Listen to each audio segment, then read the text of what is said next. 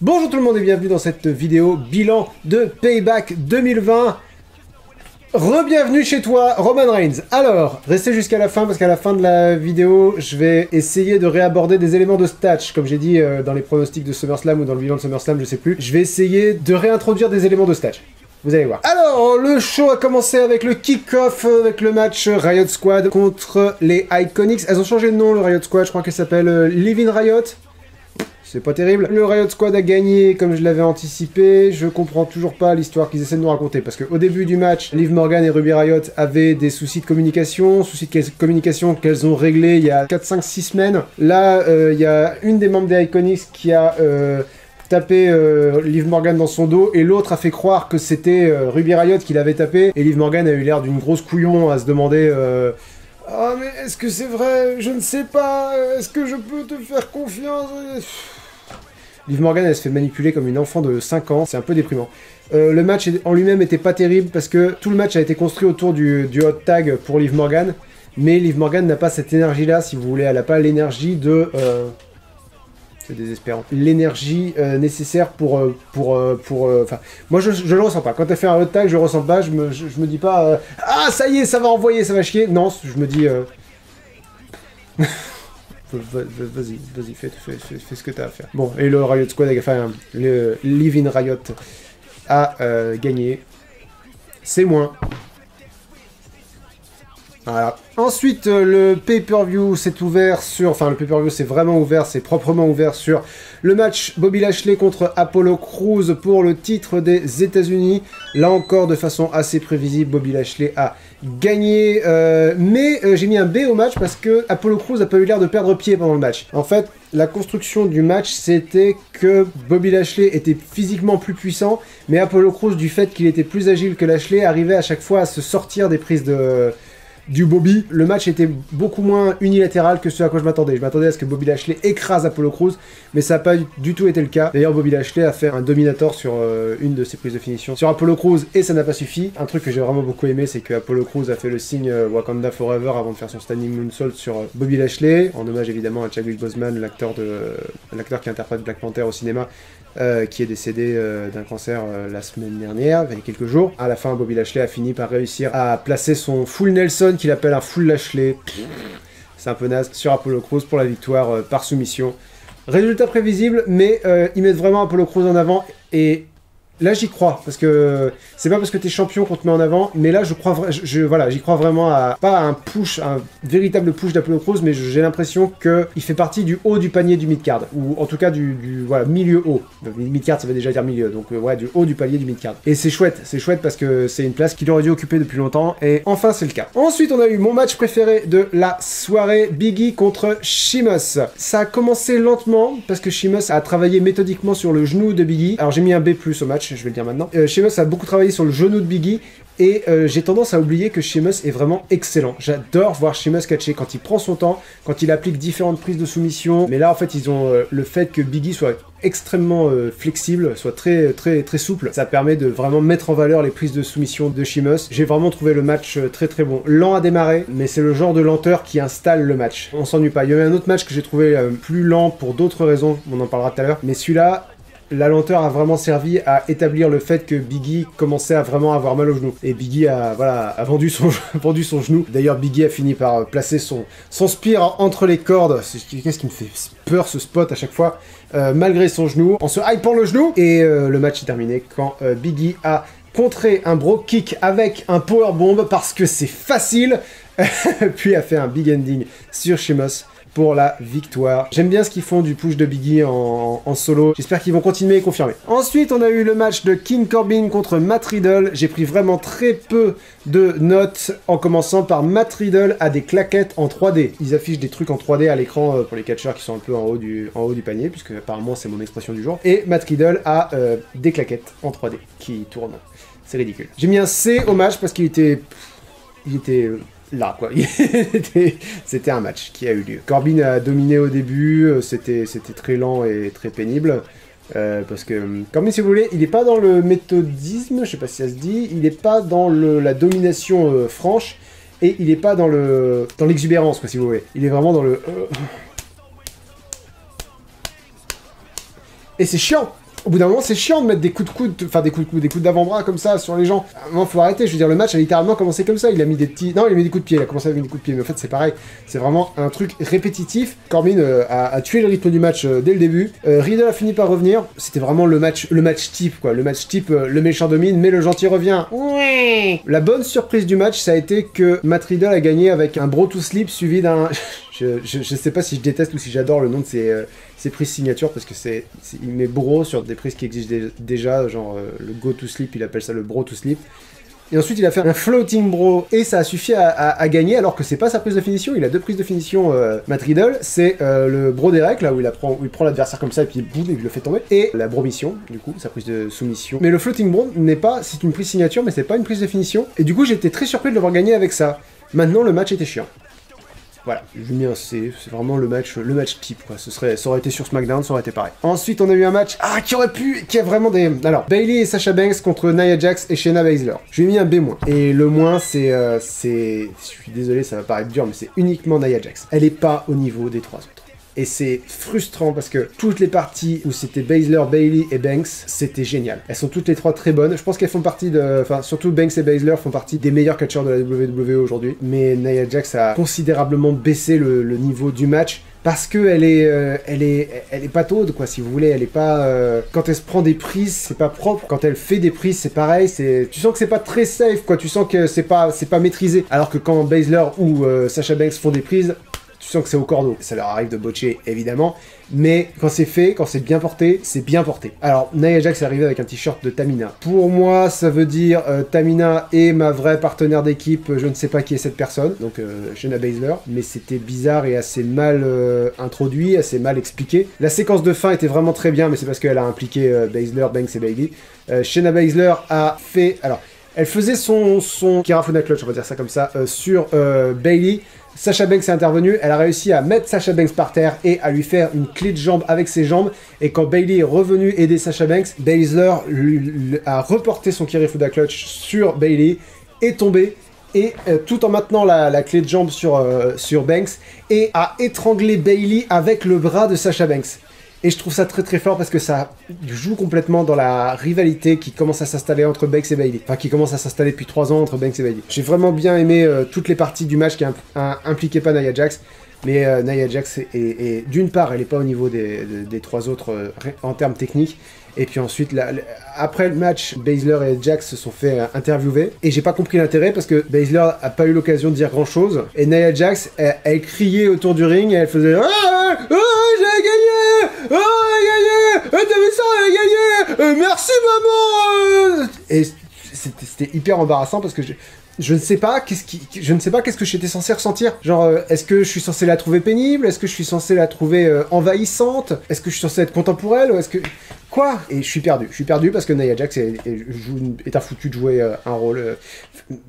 Nia Jax n'est pas au niveau du reste de la division féminine de Raw. Après, c'est mon avis, c'est peut-être que je me trompe, peut-être que j'ai un courant qui passe pas avec Nia Jax, je sais pas. Pour moi, elle a vraiment tiré le match vers le bas, alors que sans elle, ça aurait facilement pu être le match de la soirée. Facilement. Et je suis désolé, hein, s'il y en a qui aiment beaucoup Nia Jax dans les commentaires, et si vous avez l'impression que je suis injuste avec elle, c'est peut-être le cas, je ne sais pas, mais c'est ce que, voilà, c'est mon ressenti. Ensuite, on a eu la très bonne surprise du PPV, Keith Lee contre Randy Orton. J'ai mis B+. Alors ça a commencé de façon très attendue, c'est-à-dire Randy Orton a du mal à s'ajuster à l'arsenal de Keith Lee, parce que Keith Lee est surprenant. Il a toujours sa musique d'entrée de merde, d'ailleurs. Keith Lee a un arsenal surprenant parce qu'il est beaucoup plus agile et beaucoup plus rapide qu'un homme de sa carrure devrait être. Donc je me suis dit, bon, voilà, c'est le temps que Randy Orton finisse par s'habituer, puis Randy Orton va commencer à dominer, puis Keith Lee va revenir, et c'est là que ça va commencer à devenir intéressant. Lequel des deux va réussir à surprendre l'autre avec une prise de finition? Nope. C'est-à-dire que Randy Orton a tenté un RKO, Keith Lee l'a contré avec un Spirit Bomb et a gagné. Clean, avec une prise signature, parce que sa prise de finition, c'est le Big Bang Catastrophe, c'est pas le Spirit Bomb. Ils ont assez insisté là-dessus à NXT. Le Spirit Bomb, c'est... Bah, ça commence un peu à devenir le RKO pour Randy Orton, vu que maintenant il a le punt kick qui est une vraie prise de finition. Une vraie prise de finition. Voilà, c'est la petite prise de finition de Keith Lee, le Spirit Bomb. Et il a gagné avec ça. Pour moi, c'est assez clair qu'ils ont l'intention de faire de Keith Lee une méga star. Keith Lee a battu Randy Orton beaucoup plus facilement que Drew McIntyre n'a battu Randy Orton la semaine dernière. Moi, ça m'évoque plus le match Cross contre Ciampa. Karrion Kross a massacré Tommaso Ciampa il y a quelques mois, je sais plus, à Takeover, à Takeover in Your House. Moi, ça m'a évoqué ça, c'est-à-dire le match n'a pas été unilatéral, mais quand même, quand même Keith Lee a dominé une bonne partie et a gagné de façon décisive, très vite et de façon soudaine. Excellente surprise. J'ai vraiment hâte de voir ce qu'ils ont prévu pour Keith Lee derrière, parce que c'est une grosse victoire et j'espère qu'ils vont continuer à construire quelque chose derrière. J'ai envie de leur faire confiance sur ce coup-là. Ils m'ont surpris en bien, donc moi voilà. Allez-y, vous avez ma confiance. C'est plus pour le match suivant. La famille Mysterio, donc Dominic Mysterio et son papa Rey Mysterio, contre Murphy et Seth Rollins. Donc c'est plus pour ce match-là. C'est le match que j'ai trouvé lent et chiant. Parce que Murphy et Seth Rollins ont dominé pendant une trop large partie du match. Je suis pas rentré dedans. Probablement parce que le match Dominic Mysterio contre Seth Rollins est encore très frais dans ma tête. Je veux dire, il a eu lieu la semaine dernière à SummerSlam. Et là, j'avais vraiment l'impression d'avoir une redite. Il y avait quelques spots sympas. Dominic Mysterio fait un springboard arm drag sur Seth Rollins, qui est assez impressionnant, mais je l'ai déjà vu faire ça la semaine dernière, donc je sais qu'il sait le faire. En fait, c'est ce match-là qui aurait dû être le début de Dominic Mysterio. Ils auraient dû combiner les deux matchs en un, parce que voilà, c'était le même match que SummerSlam, mais en moins, il aurait dû commencer en équipe avec son père, et c'est là que Seth Rollins aurait dû le menotter au... Bref, mauvaise idée d'avoir ce match-là sur la carte de ce pay-per-view-là. Par contre, j'ai beaucoup aimé la séquence de fin, donc ça je vais en parler, parce que la séquence de fin, je l'ai trouvée très très bonne. Seth Rollins allait faire un buckle bomb sur Rey Mysterio, en disant à Murphy, mets-lui un coup de pied dans la tête. Donc buckle bomb, c'est un power bomb, mais dans le coin. Et pendant le buckle bomb, Rey Mysterio a contré et a fait un Hurricane Rana sur Seth Rollins, qui a projeté Rollins dans le coin, et du coup Murphy, emporté par le mouvement, a mis un coup de pied dans la tronche de Seth Rollins. Il est rentré sur le ring, mais Rey Mysterio a eu le temps de passer le tag à son fils, et ensuite Rey Mysterio est allé faire un sliding rolling powerbomb à l'extérieur du ring sur Seth Rollins qui se remettait de son coup de pied dans la tronche, ce qui a permis à Dominic de faire un 619 puis un frog splash sur Murphy pour la victoire. Vraiment, la séquence de fin, j'ai beaucoup aimé, mais elle est arrivée au bout d'un match qui était vraiment lent et vraiment redite. J'ai rien contre les gars qui étaient sur le ring, c'est vraiment juste, j'avais l'impression d'avoir déjà vu ce match. Et du coup, ça m'en a un peu sorti. Mais si je m'attendais, bien sûr que je m'attendais, mais je m'attendais pas à ce que ce soit mauvais comme ça. Strowman contre The Fiend contre Roman Reigns pour le titre universel. Savez-vous comment fonctionnent les contrats, les enfants? Alors, les contrats fonctionnent ainsi. Un contrat qui, par exemple, implique 3 personnes. Les 2 premières personnes signent et elles peuvent commencer ce sur quoi elles se sont mis d'accord en attendant que la 3e personne signe. C'est comme ça que ça marche. Par exemple, tu veux construire une maison, tu fais appel à 3 artisans différents. Les 2 premiers artisans signent et commencent à bosser sur la maison en faisant ce qu'ils veulent. Et puis ensuite, le 3e artisan, il arrive, il signe le contrat et il dit non, ça je suis pas d'accord. C'est comme ça que ça marche. Je me trouve généreux. Non, je me trouve pas généreux parce qu'en fait, c'était pas une énorme déception. C'était juste mauvais. Donc le match a été un festival de spam de finishers. C'est-à-dire que le match a commencé, Strowman a fait un running power slam sur le Fiend, le Fiend a enchaîné avec un Sister Abigail, Braun Strowman a fait une charge sur le Fiend en haut de la rampe, le Fiend a fait un superplex de la 2e corde sur Strowman qui a détruit le ring, qui est un spot qui devrait protéger un peu plus, parce que depuis que j'ai recommencé à regarder le catch en 2017, ils ont fait le spot 3 fois. Du coup, ça commence un peu à devenir... c'est trop répétitif. C'est le genre de truc qui devrait arriver une fois par décennie, quoi. Parce que sinon, on s'en rappelle. Et puis là, pour le coup, c'est moins impressionnant. La dernière fois que c'est arrivé, c'était Strowman contre le Big Show. Les 2 gars sont énormes. Le film n'est pas si énorme que ça. Enfin, c'est... Dommage, vraiment dommage. Et surtout, ça fait passer Strowman et le Fiend pour des demeurés. Arrêtez de vous battre tant que Roman Reigns n'est pas arrivé. Il va arriver, puis il va voler la victoire. C'est évident. J'imagine que le but était de faire passer Roman Reigns et Paul Heyman pour des gens futés qui ont réfléchi, qui vont se dire on va réussir à voler la victoire en arrivant à la fin. Mais non, c'est juste que Strowman et The Fiend sont complètement cons. Il n'y a aucun mérite à être plus intelligent que 2 gars qui sont dans un match à 3 et qui commencent à se taper avant que le 3e arrive. Ah là là là là. Ah oui, pendant le match, il y avait Alexa Bliss qui se faisait des couettes. Pour le délire, Alexa Bliss fait partie de l'histoire entre Braun Strowman et le Fiend. Elle était absente du main event la semaine dernière, alors qu'elle était complètement dans l'histoire, elle était même primordiale dans l'histoire. C'était le Fiend qui essayait de manipuler la partie humaine de Braun Strowman en menaçant Alexa Bliss, mais Braun Strowman s'en moque d'Alexa Bliss parce qu'il est devenu méchant, c'est devenu un monstre, etc. Alexa Bliss n'était pas là dans le main event la semaine dernière, et là, elle regardait l'écran, elle regardait le match en se faisant comme ça, en regardant le Fiend. Que pense-t-elle? Je ne sais pas, tu ne sais pas, tu sais qui d'autre ne sait pas? Les scénaristes, ils savent pas du tout ce qu'ils font. On est... bon, bah voilà, au moins elle était là. C'est pas le cas de Rétribution, qui ont manqué 2 shows d'affilée, et je commence à me dire... Je commence à me dire qu'ils ont laissé tomber Rétribution. Je commence à me dire que Rétribution, ça va devenir le général manager anonyme de Raw. Pour ceux qui voient pas de quoi je parle, il y a quelques années, Raw était dirigé par un manager général dont personne ne savait qui c'était, parce qu'il envoyait ses ordres sur un ordinateur portable qui était aux abords du ring, et du coup il y avait un mystère sur qui était ce général manager, qui prenait des décisions très partiales. Ils ont complètement laissé tomber l'histoire. Et quelques mois après, mais bien après, genre quand c'était bon, quand c'était ok, donc il y a pas, on sait pas qui c'est, on saura jamais qui c'est. Quelques mois après, ils ont révélé que c'était Hornswoggle. Ça a dû faire beaucoup marrer Vince McMahon parce que Hornswoggle est une personne de petite taille qui se cachait sous le ring pour envoyer des messages sur l'ordinateur d'à côté. Pourquoi j'évoque ça en parlant de Rétribution, c'est parce que il y a des précédents concernant le fait qu'il y ait des mystères à la WWE. Et que la WWE laisse tomber l'histoire quand ils savent pas où ils vont et qu'ils se disent stop, voilà, tant pis. C'est-à-dire, on n'est pas au niveau de l'animal dans la cage de Rowan, parce que l'animal dans la cage de Rowan, ils savaient pas où ils allaient, mais ils ont fini par envoyer une conclusion qui était pétée. C'était une araignée en animatronique nulle. Bon, voilà, mais au moins il y avait une conclusion décevante, envoyée aux chiottes la semaine suivante, parce que Drew McIntyre a écrasé la cage avec l'araignée dedans. Mais on a eu une conclusion, et c'était clairement pas là où ils voulaient aller, parce qu'ils savaient pas du tout où ils voulaient aller. Mais on a eu une conclusion. Que là, Rétribution, je commence à me dire, ils m'ont encore fait le coup.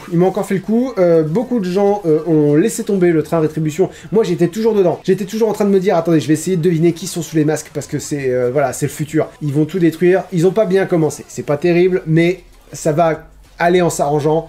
Ils vont commencer à vraiment s'en prendre aux catcheurs et à être de vrais... à prendre les émissions en otage, si vous voulez. Ils étaient pas là à SmackDown, et là, ils étaient pas là à Payback. Et j'attendais que ça, j'attendais que Roman Reigns révèle qu'il est le leader de Rétribution. C'est-à-dire, vu que c'était un no holds barred, un match sans disqualification, je m'attendais à ce que Roman Reigns arrive, fasse appel à des hommes cagoulés parce qu'il n'arrive pas à vaincre Strowman et le Fiend, et du coup Roman Reigns fait appel à ses sbires pour réussir à prendre le contrôle.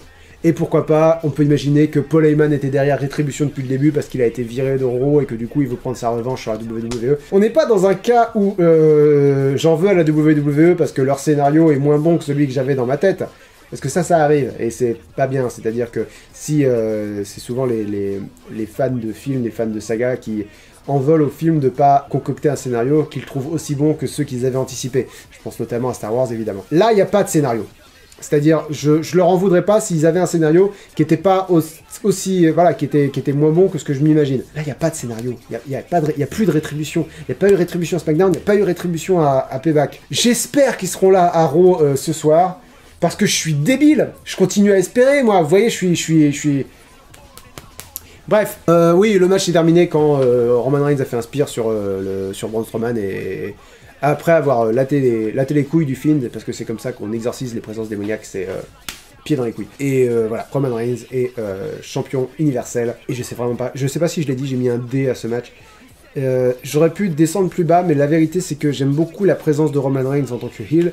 J'aime beaucoup le fait qu'il soit associé à Paul Heyman. Je pense que si c'est un heel, c'est une bonne décision d'avoir remis la ceinture sur lui, parce que là pour le coup on va le détester. Maintenant, c'est plus de la lassitude que de la haine. J'ai pas envie de voir quelqu'un battre Roman Reigns. J'ai envie qu'ils arrêtent de mettre Reigns sur le devant de la scène, mais c'est pas le même Reigns. C'est pas le même personnage, donc ça peut être intéressant. Maintenant, ce premier match me donne pas spécialement envie de voir la suite. Je veux dire, si Roman Reigns est devenu un personnage fourbe qui arrive à la fin des matchs pour récupérer les miettes, c'est pas vraiment le champion heel que j'ai envie de voir gagner. Je préférerais avoir un Karrion Kross ou un Brody Lee ou ce genre de champion à la tête de SmackDown. C'est-à-dire un gars qui est effectivement plus fort que tous les autres et qui règne par la terreur, quoi. Qui règne par la puissance, qui règne d'une main de fer. J'espère que c'est ce qu'on va avoir. Pour l'instant, j'ai aucune raison de penser que c'est ça, mais je suis parti sur un mode naïf et débile. Mode qu'il faut être pour apprécier la WWE d'une façon générale, je pense. En tout cas, ça a été le pire PPV de l'année, ce qui veut dire qu'on a une bonne année, parce que mine de rien, il était pas si mauvais que ça, il a juste eu un mauvais main event, avec une moyenne de C, oui, deuxième pire, parce que quand je dis pire, évidemment, je compte jamais les shows en Arabie Saoudite, puisque Super Showdown est toujours en bas de la liste, évidemment. Les points bonus que j'ai attribués pour Payback aux différents catcheurs pour le stage de fin d'année, j'ai mis 6 points à Keith Lee, qui me semble être le point de focalisation de Raw pour les prochaines semaines, les prochains mois, peut-être les prochaines années si on se permet d'être de rêver.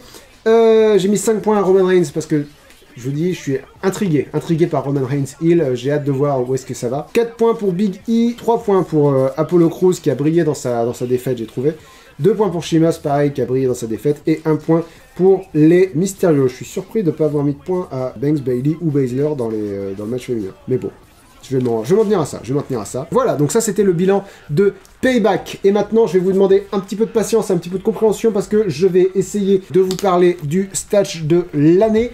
Je vais essayer de réintroduire un peu de stats, un peu de classement mensuel. Je pense que c'est bien de faire ça dans le bilan du dernier show du mois, plutôt que de faire ça à la fin du mois ou au début du mois suivant, enfin de faire ça de façon assez arbitraire, ou dans une vidéo à part. J'ai réfléchi à la possibilité de faire ça dans une vidéo à part, mais je pense que c'est mieux d'enchaîner avec le dernier bilan du mois. Je suis encore en phase de réflexion et en phase de test, donc je vais voir vos réactions, je vais voir comment ça passe, et j'aviserai en fonction. Alors ça va peut-être vous perdre un peu, donc je vais tâcher d'être clair. Je vais vous donner 3 classements. Le premier classement que je vais vous donner, c'est le classement des catcheurs du mois. C'est-à-dire exactement comme je faisais dans Stats, sauf qu'au lieu de vous parler des storylines et de qui a fait quoi, je vais juste vous donner les 10 qui ont marqué le plus de points, on va appeler ça comme ça, des 10 qui ont le meilleur score dans le classement mensuel. Et ensuite, je vous donnerai 2 autres classements, les 5 catcheurs qui ont le plus progressé et les 5 catcheurs qui ont le plus régressé dans le stat annuel. Parce que c'est pas forcément la même chose, vous allez voir. On va commencer par le classement mensuel. À la 10e place, nous avons Cameron Grimes qui a vraiment brillé, qui a vraiment trouvé ses marques dans le match à 6 de TakeOver 30. Non, c'était un match à 5. Oui, c'était un match à 5, pardon, ils étaient pas 6. À la 9e place, nous avons Seth Rollins qui a vraiment trouvé sa place en tant que heel. Meilleur heel ou deuxième meilleur heel de Raw. Je trouve vraiment qu'il est excellent et sa rivalité avec Rey Mysterio et Dominic Mysterio fonctionne vraiment très bien d'après moi. À la 8e place, nous avons Bronson Reed et pareil, Bronson Reed qui a été l'un des MVP du match à l'échelle pour le titre nord-américain à NXT TakeOver 30. À la 7e place, nous avons Karrion Kross qui a donc gagné le titre de NXT et qui a dû l'abandonner au NXT suivant parce qu'il était blessé à l'épaule. Je pensais que Scarlett était son porte-parole, parce que peut-être qu'il n'était pas super au niveau des promos. La promo qu'il a faite à NXT en abandonnant le titre, elle était bien, elle était très très bien, excellent rythme, excellent contenu, de tête ça donnait quelque chose comme, la plupart des gens vous diront qu'il y a des obstacles sur le chemin, pour moi les obstacles sont le chemin, que Dieu vienne en aide aux obstacles qui me barreront la route. Voilà, moi j'ai trouvé ça vraiment très très cool. À la 6e place, nous avons Sasha Banks qui brille là ces 2 derniers mois. J'ai trouvé qu'elle avait vraiment été mise en valeur par l'absence de Becky Lynch et Charlotte Flair en haut de la division féminine. Il n'y a que Sasha Banks parce que je trouve que c'est elle qui a eu les meilleurs matchs, à SummerSlam en l'occurrence, puisque le match par équipe, elle partage la note avec Bayley. Mais là, pour le classement mensuel, Sasha Banks domine Bayley. C'est pas la femme la mieux classée du classement, il y en a une autre qui est plus haut. Mais Banks a vraiment été parmi les meilleures catcheuses du mois. À la 5e place, nous avons Drew McIntyre qui récupère les points de son excellente rivalité avec Randy Orton. Et évidemment, il a gagné le match à SummerSlam, ce qui rapporte des points parce que le match à SummerSlam était bien. Ensuite, nous avons à la 4e place la femme la mieux placée de ce classement, Asuka. Asuka qui a donc eu un très bon match, a eu un bon match contre Bayley à SummerSlam, a eu un excellent match contre Sasha Banks, le match de la soirée d'après moi, contre Sasha Banks pour gagner le titre de Raw, qu'elle a ensuite défendu à Raw contre Sasha Banks dans un Lumberjack match. Et avant ça, évidemment, la rivalité avec Banks et Bayley était vraiment très très chouette. Donc voilà, 4e place, et il me semble que c'est pas volé. 3e place pour Damian Priest, notre nouveau champion nord-américain, qui a évidemment été le MVP du match à l'échelle pour le titre nord-américain, puisqu'il l'a gagné. J'ai pas grand-chose à ajouter, j'ai trouvé que il est bien dans ce rôle-là, c'est un des mid-carders les plus solides qu'ils aient à NXT. Faut pas que ce soit un très gros poisson qui soit champion nord-américain, faut pas que ce soit un Johnny Gargano, un Ciampa ou un Finn Balor, ils sont au-dessus quoi de ce titre-là. Donc c'est bien que ce soit quelqu'un de solide dans le mid-card qui gagne ce titre. À la 2e place, nous avons qui d'autre? Randy Orton. Randy Orton qui a eu franchement la rivalité du mois, je pense, contre Drew McIntyre. C'est l'année de Randy Orton vraiment quand on y pense. Hein. Sa rivalité avec Edge était incroyable. Et là qu'elle s'est terminée, il a repris son personnage de Legend Killer. Et quand il est investi, Randy Orton, il n'y a pas beaucoup de heel meilleur que lui, je pense. Il a ce côté très sadique, très sournois, très soudain, impulsif, violent. Enfin, j'aime beaucoup Randy Orton quand il est quand il est au top de son niveau comme ça, et en ce moment il est vraiment au top de son niveau. Mais à la première place, nous avons, et c'est pas vraiment une surprise, il n'était pas premier, il me semble qu'il était 9ème avant Payback. C'est-à-dire que jusque-là, tout ce qu'il pouvait dire, c'était j'ai eu un match contre Karrion Kross, il était très très bon, mais je l'ai perdu. J'ai perdu mon titre de NXT avec. Mais là, avec le match contre Randy Orton qu'il a gagné sans aucune difficulté, Keith Lee est évidemment le mieux classé de ce mois-ci. Vous avez remarqué qu'il n'y a pas de catcheur de AEW dans le classement. C'est normal, il n'y a pas eu de PPV de AEW et les PPV rapportent plus de points. Donc ça sera corrigé évidemment le mois prochain où AEW présentera All Out. Là, il y a surtout des catcheurs de Raw, de SmackDown et de NXT parce qu'il y a eu SummerSlam, Payback et NXT TakeOver 30. Revenons à Keith Lee. Très bon match à Payback, même s'il a perdu son titre, ça a été dans un... Voilà, il a vraiment été présenté comme un colosse. Ensuite, il a été introduit à Raw contre le meilleur heel de Raw en ce moment, et il l'a battu. Ça fait longtemps qu'on n'a pas eu un call-up aussi dominant, un call-up donc de NXT à Raw, enfin de NXT au roster principal. La protection d'un nouveau venu comme ça, sur le roster principal. La dernière fois, ça devait être Finn Balor, qui est devenu le premier champion universel. Je pense que même Kevin Owens n'était pas protégé à ce point-là, en arrivant sur le roster principal. Voilà, donc ça c'est le classement mensuel. Ce sont les 10 catcheurs qui ont gagné le plus de points dans le mois. Mais ce ne sont pas parce que ce sont eux qui ont gagné le plus de points dans le mois que ce sont eux qui ont le plus progressé dans le stats annuel. Parce que il y a des catcheurs dont vous vous doutez bien qui sont dans le top 10 du classement annuel. Je ne vais pas spoiler, mais voilà, il y a des noms qui vont popper dans votre tête, c'est probablement le cas. Les grands champions, les champions dont ça fait déjà plusieurs mois qu'ils sont champions principaux, on va dire ça comme ça, ils sont dans le top 10 du classement. Maintenant, mettons là dans le classement mensuel, on a Seth Rollins, Randy Orton et Keith Lee par exemple à Raw. C'est difficile pour eux de progresser parce qu'ils sont en haut du classement. Donc, c'est pas parce qu'ils marquent beaucoup de points qu'ils vont beaucoup progresser. Je pense que je suis clair. Et du coup, ce que j'ai fait, c'est que plutôt que de vous donner mathématiquement celui qui a gagné le plus de place dans le classement du stats annuel, parce qu'ils sont très nombreux, ils sont... j'ai 509 noms dans mon stats annuel pour l'instant. Plutôt que de vous dire qui a gagné mathématiquement le plus de place, parce que je pense que ça n'a pas beaucoup d'intérêt, là par exemple, celui qui a gagné le plus de place c'est Dominic Mysterio, il a gagné 116 places, mais il est passé de 276e à 160e. Pour moi, quelqu'un qui passe de 276e à 160e, ça vaut moins le coup que j'en parle que quelqu'un qui par exemple passe de 25e à 10e. Parce que 25e à 10e, ça c'est une sacrée progression, parce qu'il faut battre des gars qui sont bien solidement ancrés dans le classement annuel pour arriver à faire ça.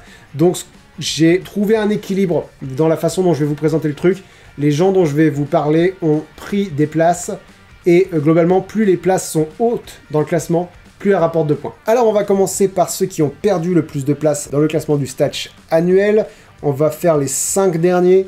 À la 5e place, donc de ceux qui ont perdu le plus de place, il y a Daniel Bryan. Daniel Bryan qui est pas là. Donc forcément, quand t'es pas là, tu perds tes places. C'est mathématique. Bah, surtout quand t'es haut placé, en fait. Quand t'es haut placé dans le classement. D'ailleurs, ceux qui sont jamais là, s'ils sont pas là, bah, ils stagnent, quoi. S'ils baissent, c'est pas de beaucoup.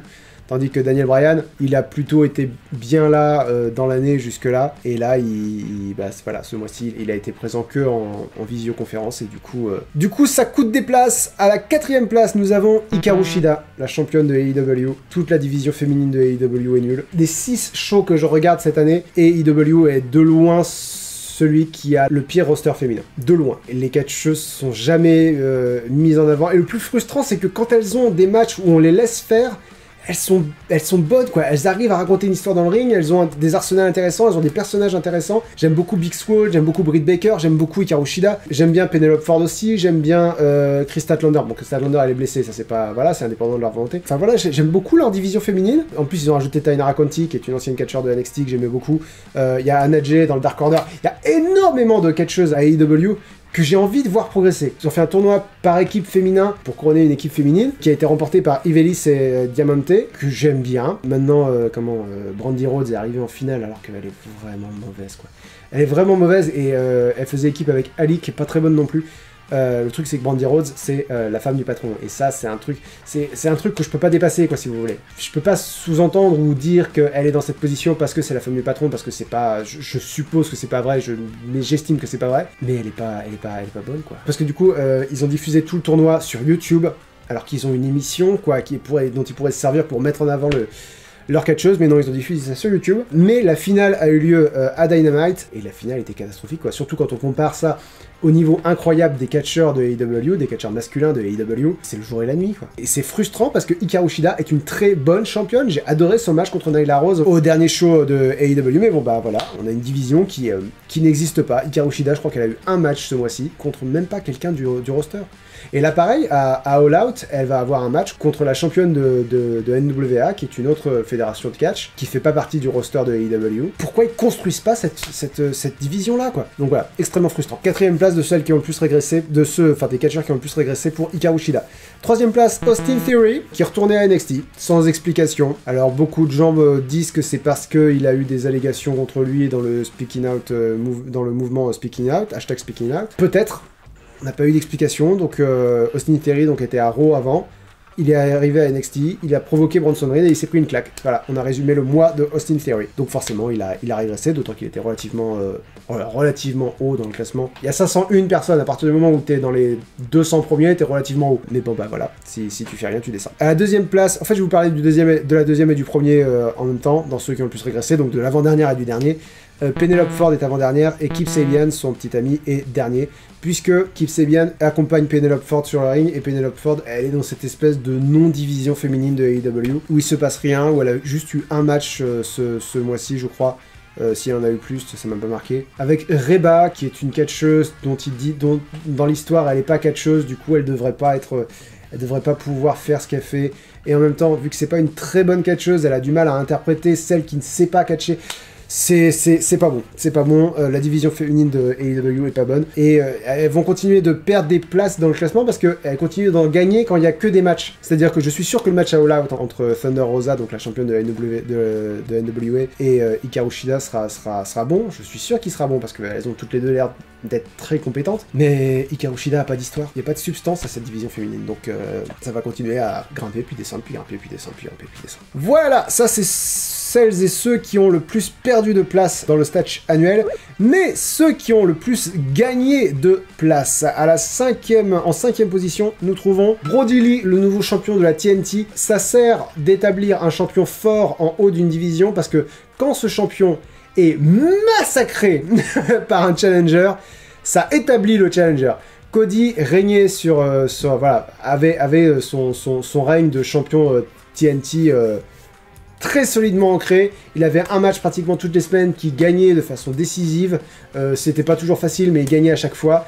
Il était vraiment présenté comme celui qui se battait jusqu'au bout pour l'honneur de cette ceinture qu'il estime. Brody Lee est arrivé et l'a massacré. Cody a pas eu le temps de mettre une prise, je crois. Leur match a été vraiment très spectaculaire et ça a établi Brody Lee comme un monstre. Il est imbattable.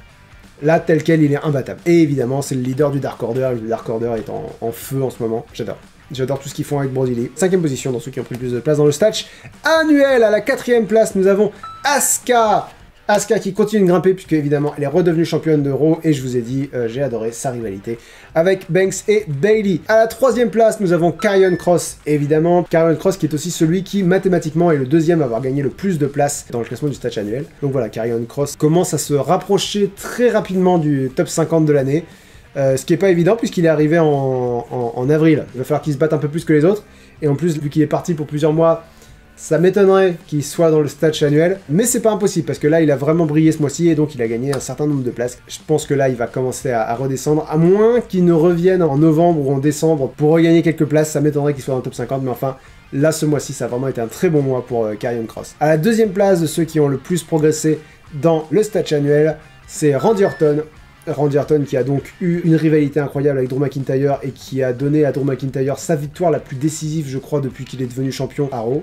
Pour moi, c'est le match qui établit le plus Drew McIntyre comme un vrai gros champion, à l'exception évidemment de sa victoire contre Brock Lesnar à WrestleMania avec laquelle il a gagné le titre. Et ensuite, évidemment, il a mis en avant Keith Lee de façon phénoménale à Backlash.